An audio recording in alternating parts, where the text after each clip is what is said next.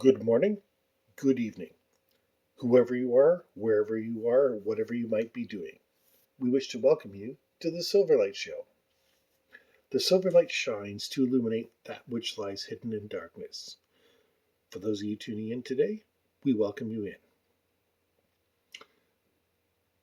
For everybody tuning in, Happy New Year.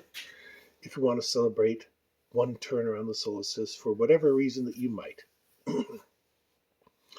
And pardon me, my throat is a little bit raw still.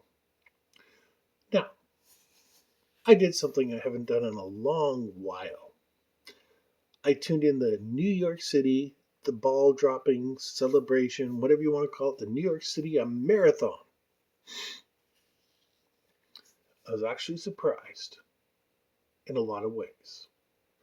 First of all, they didn't try to drop 9/11 on us like a hammer.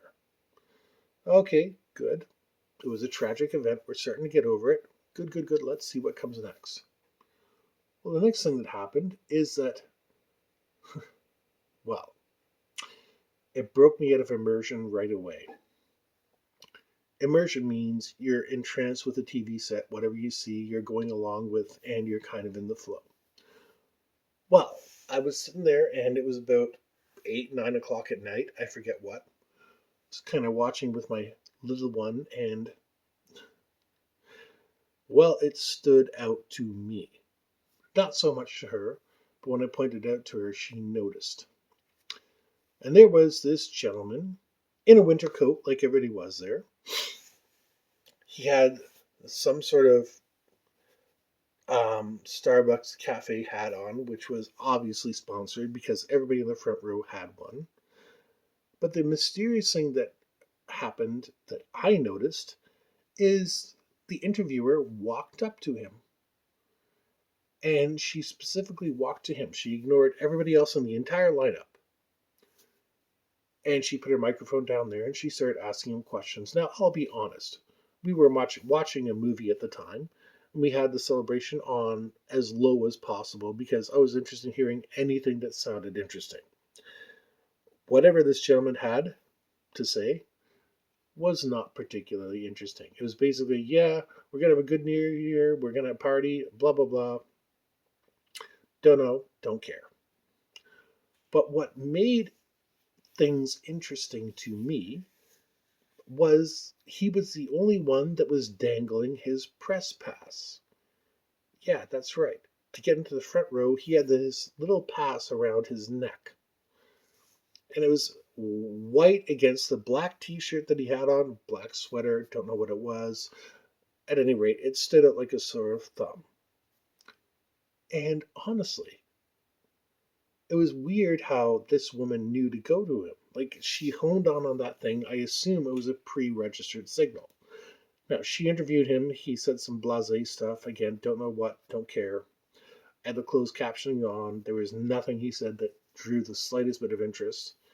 And then, what caught my attention was this reporter, who's supposedly alone aside from the camera, invites him into the barricade to dance with her.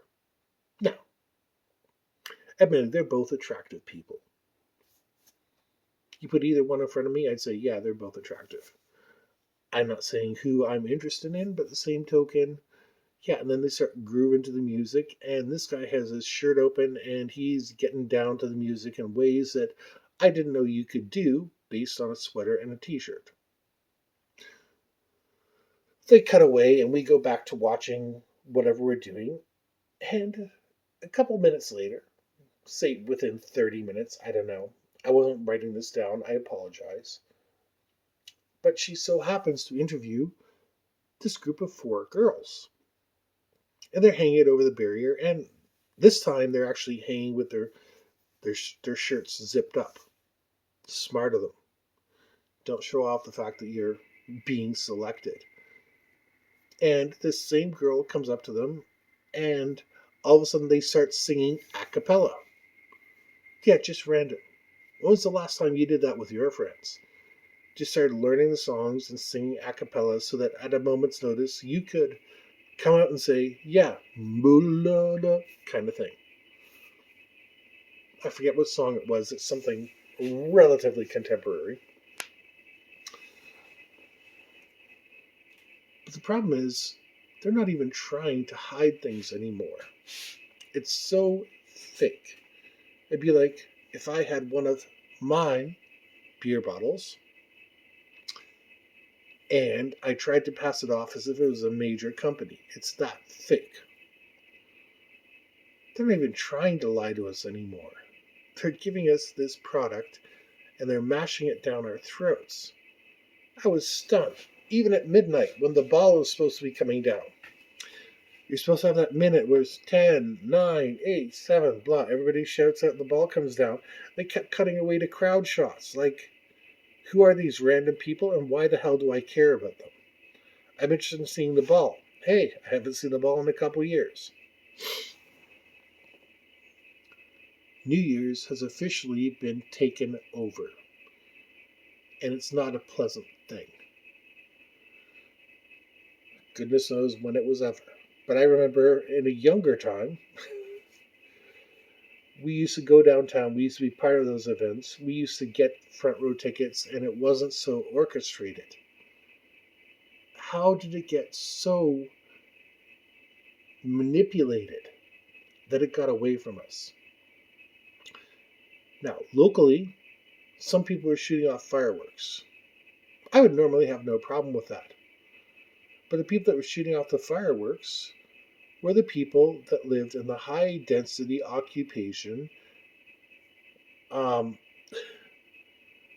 apartment complexes, which happens to be by a park, and not a park where it's wide open spaces, but I mean like lots of trees. And at first I didn't mind, and I called my little one to the door and I said, "Look out there." And then I started to realize the horror of what was happening. Heck, as I'm recording this to you, the flames could still be coming this way. We actually have a law against shooting off fireworks in our local ordinance on New Year's. But these people just went ahead and did it. And there's no law enforcement in sight. Between me, line of sight, and the people that are shooting off fireworks, there's 100 cops. They don't do anything. Had it been on the other side of me, I would have no complaints. But this particular side of me, yeah, there's a lot of timber between them and me. And I don't particularly feel like going outside and fighting a fire at this time of night. This New Year's is fire and ice. Oh, and by the way, the singer in New York City, how do I say this? She was interesting. I didn't mind her until she started singing John Lennon's Imagine. Ugh, I hate that song. Sorry. That's a personal thing. Back in the day, I served in the military, and the peaceniks would come out to protest us. And that song would be blaring day and night. So I have a personal hatred for that song. I think if she had sung anything else, I wouldn't have had a problem with her. But can we please bury this frickin' thing? Yes, the lyrics are nice. Yeah, the tune's okay, but it's kind of pathetic. And ultimately, I don't want to hear it anymore.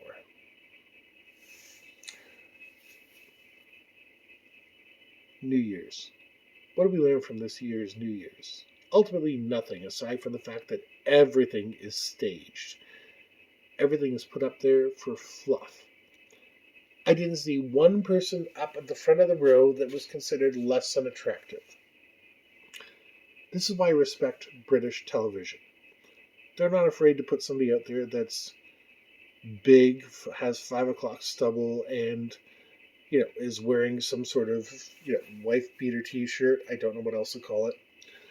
And they say, okay, this is Onslow, and he's going to speak. Yeah, love, I like that very much. That's one thing they do better than us.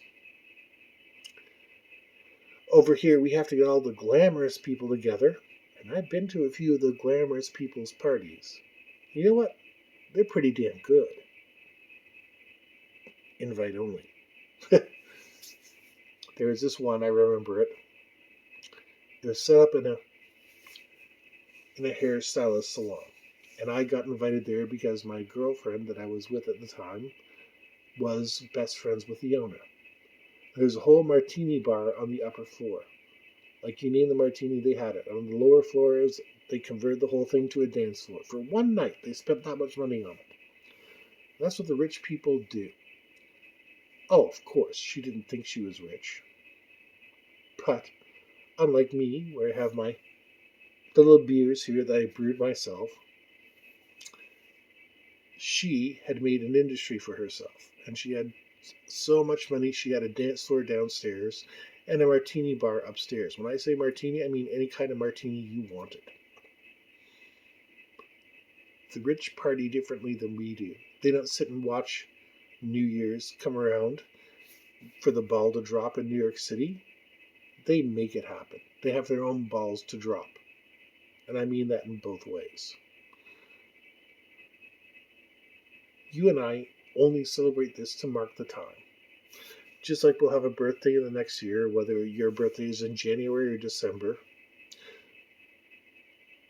Remember, this is the weird time of year.